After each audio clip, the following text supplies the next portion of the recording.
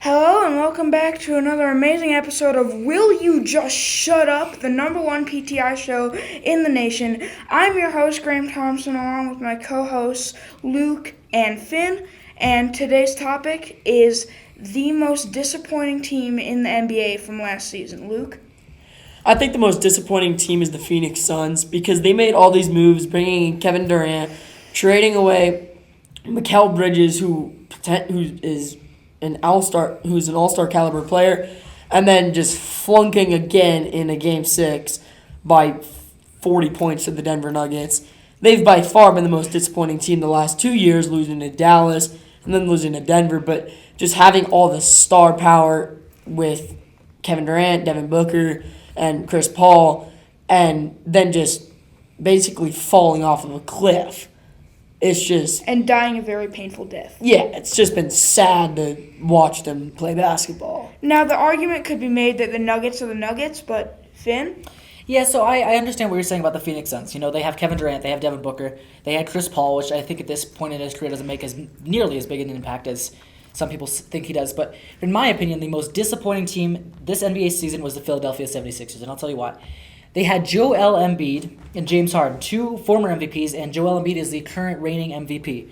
MVP, most valuable player. The most valuable player should be able to lead their team to a championship. They had all the right pieces. They had Daniel House. They had great role players. They had Tobias Harris.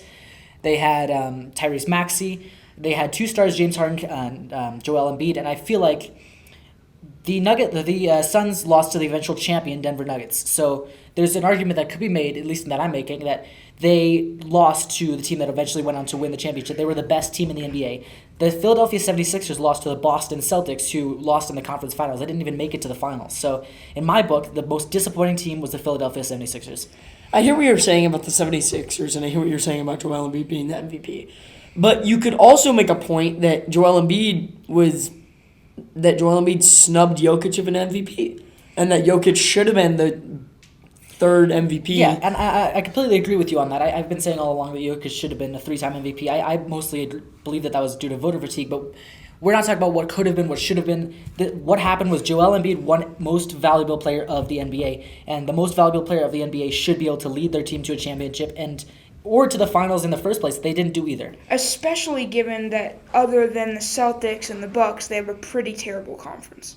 Exactly, and they had all the right pieces they needed. They had great role players. The Phoenix Suns didn't have a very good bench. You know, they had some role players. They had Landry Shamet. They had Torrey Craig. They had a couple of nice pieces, but they Josh Okogie. But I feel like this Philadelphia 76ers were a much better, well-rounded team overall that should have gone a lot farther than they did.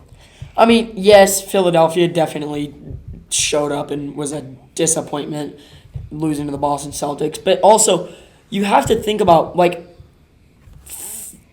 Phoenix is going to run into good teams, but the last two times that Kevin Durant has been on a team with two to three other stars, they've flunked. Now, the Warriors were different because the Warriors are just the Warriors, but with the Brooklyn Nets, having James Harden, Kyrie, and Kevin Durant, that didn't work because it was three players who all wanted the ball. That's true, but that also comes back to my same earlier argument. The Nets during that current time period did not have a very good bench unit, similar to what we're seeing with the Phoenix Suns now in this current season and also last season. So I feel like we're seeing more and more, especially with the reigning champion Denver Nuggets. They had a very excellent bench. They had Bruce Brown. They had lots of great pieces off the bench that all helped the second unit while the starters were resting. Both the Brooklyn Nets that you're talking about and the Phoenix Suns did not have a good bench unit, and the Philadelphia 76ers did.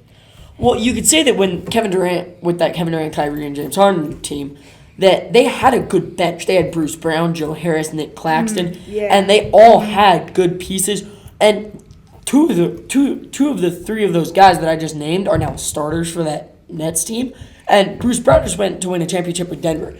But what I'm saying is that even if Phoenix didn't have the good bench pieces that Philadelphia did, and Kevin Durant is like he and Devin Booker just don't work with each other.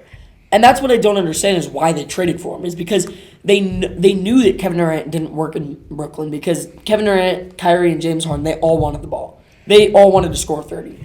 And then Kevin Durant and Devin Booker, they both want to score 30 a night. But you can't both score 30 because that'd be over half of your points as a team. And you can't have two players scoring half of your points or else you're going to lose every game. I see your argument there. And so the thing is, like, Kevin Durant's just like a living cancer on the court with Devin Booker and all those other guys because he is trying to get he's trying to get all the points, but then Devin Booker's trying to get all the points. And Devin Booker was there way before Kevin Durant was. So then he basically is like just clogging up the lanes and stuff. And I'm glad they got rid of Chris Paul because Chris Paul was also clogging up the lanes, but I just don't understand why they traded Mikal Bridges and Cam Johnson, who are both probably going to be all-stars in the next coming years, for a guy that is not very good. But Chris Paul also is just getting far too old to keep producing at the level they need him to, I think. That's true. I mean, you could say the same about Kevin Durant. Well, this has been it for Will You Just Shut Up, the best PTI show in the nation. I'm your host, Graham Thompson, with my co-hosts Luke and Finn. I'll see you next time.